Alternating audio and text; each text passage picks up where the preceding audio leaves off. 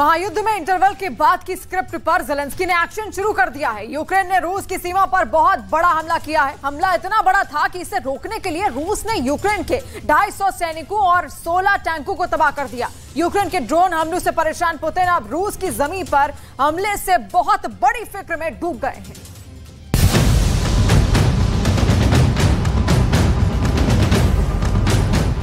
Кода приготовить.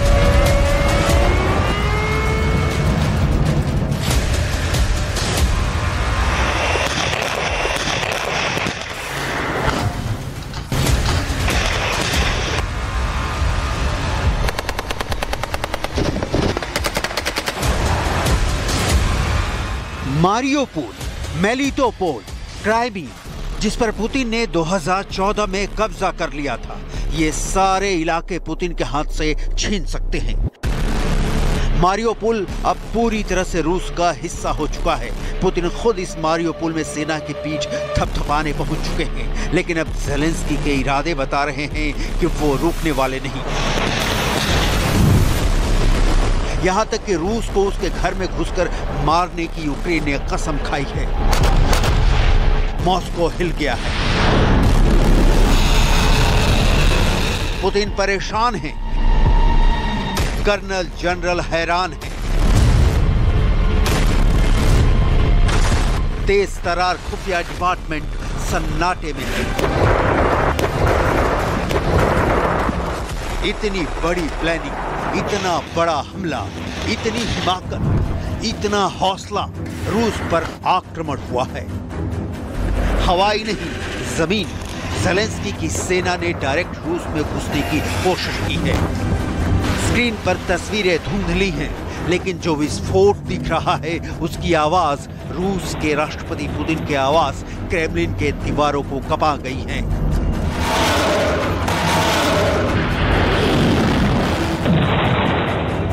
रूस के रक्षा मंत्रालय के प्रवक्ता से सुनिए, यूक्रेन ने रूस के साथ क्या करने की सोची थी।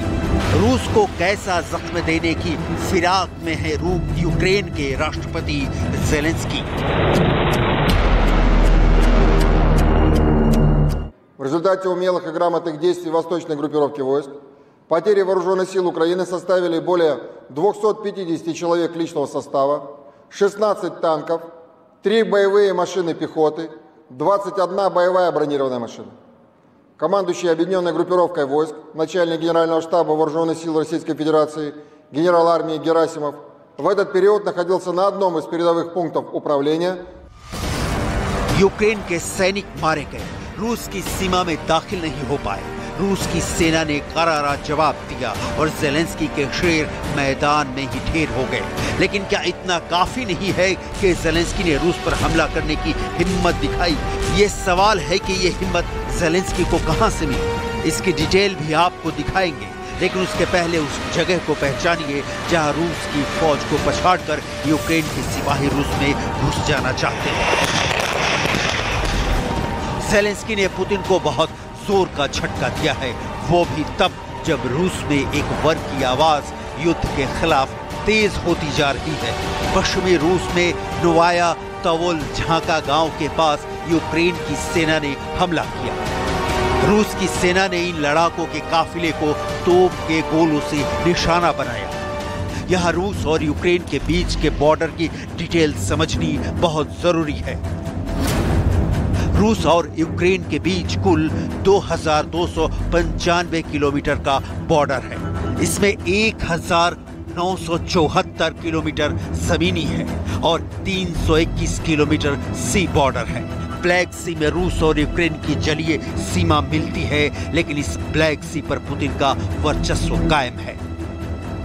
ये दिगर बात है कि ज़ेलेंस्की ने रूस के युद्धपोत मॉस्कोवा को इसी ब्लैक सागर में समाधि दी थी। लिहाजा इसे रूस को सुरक्षित समझने की भूल अब तो कतई नहीं करनी चाहिए। रूस की जमीन तक यूक्रेन के लड़ाकों का पहुंचना राष्ट्रपति व्लादिमीर पुतिन की चिंता बढ़ गई है। ये बहुत असामान्य घटना है। यूक्रेन अपने बूते रूस की सीमा में घुसने की सोच भी नहीं सकता। मतलब सीधा और साफ दिखाई दे रहा है कि सब कुछ वाशिंगटन डीसी से कमांड हो रहा है।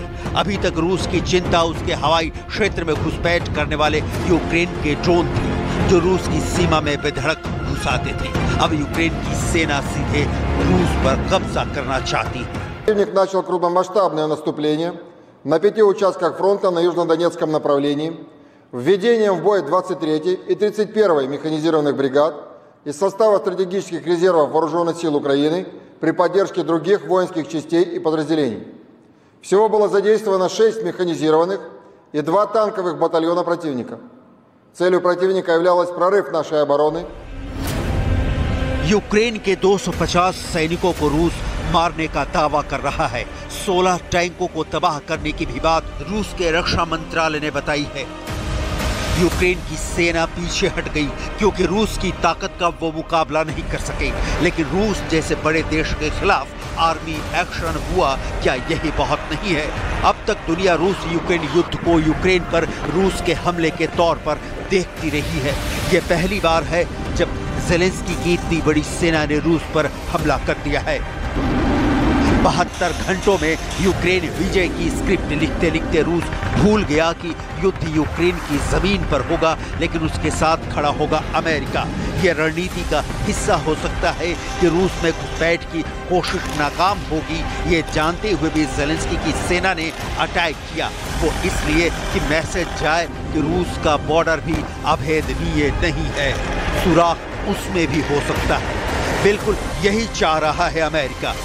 फिनलैंड में अमेरिका के विदेश मंत्री एंटनी ब्लिंकन ने यही कहा कि युद्ध में अभी शांति प्रस्ताव की जरूरत नहीं है, क्योंकि अमेरिका नाटो के साथ रूस को चारों ओर से घेर रहा है। इसे रूस के नक्शे से आप अच्छी तरह समझ सकते हैं।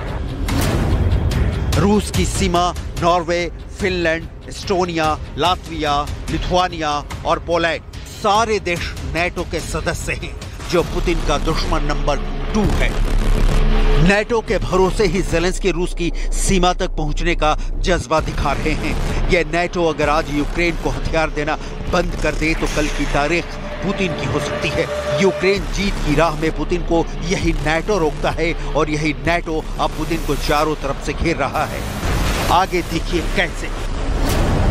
रूस की सीमा से जो दूसरे देश मिलते हैं उनमें यूक्रेन का हिस्सा बड़ा है, जो कि रूस के पश्चिमी हिस्से से मिलता है। इस ओर रूस का बहुत बड़ा दोस्त बेलारूस भी है, लेकिन फिनलैंड के तौर पर नाटो के फौज की यहाँ भी तैनाती है। रूस की सीमा से सटे 2 और देश बहुत अहम हैं, एक है चीन और दूसरा है उत्तर कोरिया। लेकिन इधर की ओर नाटो का असर नहीं है, क्योंकि चीन भी ताकतवर है। भूगोल रिश्ते बनाता और बिगाड़ता दोनों है, और पड़ोसी बिगड़ जाए तो अंजाम रूस और यूक्रेन महायुद्ध जैसा होना तय है। सवाल है अब रूस की सेना किस तरह से पलटवार की तैयारी कर रही है। इसके डिटेल समझें उसके पहले ये समझना बहुत जरूरी है कि ज़ेलेंस्की के दिमाग में इस वक्त क्या चल रहा है, क्योंकि कीव पर गिरती मिसाइलों के बीच अब बदले में यूक्रेन ने भी रूस की सीमा वाले इलाकों में हमले करने शुरू कर दिए हैं। अब लड़ाई रूस के बेलगरद क्षेत्र में पहुंच चुकी है। हमलों से रूस के लोगों में वैसी ही दहशत बैठ गई है जिससे कीव के लोग 15 महीने से गुजर रहे हैं। यूक्रेन के हमलों में वो क्षेत्र भी शामिल हैं जो रिहायशी हैं। यूक्रेन की सीमा से करीब 10 किलोमीटर दूर 40,000 की आबादी वाला शेबेकीनो शहर को यूक्रेन के हमलों से सबसे ज्यादा खतरा है। यह कस्बा अब वीरान है, खौफ पैर पसार रहा है। पहले कीव में कायम हुआ और अब मॉस्को पहुंच रहा है। यूक्रेन ने ये हमले अचानक नहीं किए हैं। फरवरी 2022 में यूक्रेन पर रूस के हमले के बाद से ही यूक्रेन बड़े हमले की फिराक में था। पिछले दिनों से यूक्रेन रूस के इलाकों पर लगातार हमला कर रहा है। इसलिए यूक्रेन के एक गांव पर रॉकेट से हमला किया गया, जिसमें करीब 5 लोगों की मौत हो गई और 19 लोग घायल हो गए। 30 मई को भी मॉस्को पर ड्रोन हमले किए गए थे। ड्रोन अटैक के बाद कई इमारतें ध्वस्त हो गई थी। रूस के राष्ट्रपति व्लादिमीर पुतिन ने चेतावनी दी। यूक्रेन ने ड्रोन हमले में रूस के आम लोगों को टारगेट किया, लेकिन एयर डिफेंस ने बहुत अच्छे तरीके से खतरे का सामना किया। यह हमला यूक्रेन पर रूसी हमले के जवाब में किया गया, लेकिन यूक्रेन ने जवाबी कार्रवाई के लिए जो रास्ता चुना है वो रूस और रूस के नागरिकों को उकसाने वाला है। पुतिन की चेतावनी ज़ेलेंस्की के लिए ठेले भर की बात बन गई है। बाइडेन के कान पर जूं तक नहीं रेंगते कि पुतिन ने परमाणु चेतावनी दी। नेटो का यूक्रेन को हथियार सप्लाई जारी है और नेटो के छोटे छोटे देशों में भी रूस को घेरने के लिए सैनिकों की तैनाती विद एटमी पावर हो रही है। रूस पर ताजा हमले के बाद रूस पलटवार जरूर करेगा, लेकिन उसकी तीव्रता कितनी होगी वो दुनिया बखूत और निप्रो की तबाही में देख रही है। यूक्रेन ने पुतिन के जलते दिल में घी डाल दिया है। यूक्रेन की तरफ से रूस के इस दावे पर अभी तक कोई बयान नहीं दिया गया है। यूक्रेन के सेना के अधिकारी ने सिर्फ ये कहा कि लुहांस्क और डोनेस्क में रूस के कब्जे को पूरा होने से रोकने के लिए पूरी कोशिश की जा रही है। रूस के 23 हमलों को नाकाम किया गया है। यूक्रेन ने इसके पहले भी रूस पर ड्रोन हमले की बात कभी कबूल नहीं की। मॉस्को में 30 जून को 8 ड्रोन अटैक हुए। रूस के इलेक्ट्रॉनिक वारफेयर से 3 ड्रोन अपना नियंत्रण खो बैठे और 2 इमारतों से जा टकराए। इसके अलावा बाकी 5 ड्रोन को जमीन से हवा में मार गिराने वाली पंतसीर एस मिसाइल से मार गिराया गया। इससे पहले 3 मई को रूस के राष्ट्रपति पुतिन के घर क्रेमलिन पर 2 ड्रोन से अटैक किया गया था। यूक्रेन का कहना है कि इस हमले में हमारा कोई हाथ नहीं है, लेकिन हमें इसे देखने में बहुत खुशी मिली। हम उम्मीद करते हैं कि आगे इस तरह के ज्यादा से ज्यादा हमले होंगे। ड्रोन हमलों से जितना जान माल का नुकसान नहीं हुआ, उससे ज्यादा असर रूस के लोगों के दिलो दिमाग पर हुआ है। पुतिन जैसे नेता इसे बखूबी समझते हैं, लेकिन उनके पास विकल्प बहुत कम बचते हैं। परमाणु का विकल्प इतना खतरनाक हो सकता है कि पूरी दुनिया जल जाए, और इस बीच ज़ेलेंस्की पूरी प्लानिंग के साथ काउंटर अटैक कर रहे हैं। रूस पर ड्रोन हमले का असली मकसद है कि बेहद कम लागत वाले ड्रोन को मार गिराने के लिए रूस इलेक्ट्रॉनिक एंटी ड्रोन इक्विपमेंट्स के साथ महंगी मिसाइलों का इस्तेमाल करने पर मजबूर हो। सबसे सुपीरियर एयर डिफेंस सिस्टम में शामिल रशियन S-400 की एक यूनिट की कीमत करीब 7,000 करोड़ रुपए है। एक यूनिट में 16 लॉन्चिंग व्हीकल्स होते हैं। हर व्हीकल पर 2 बड़ी और 2 छोटी मिसाइलें होती हैं।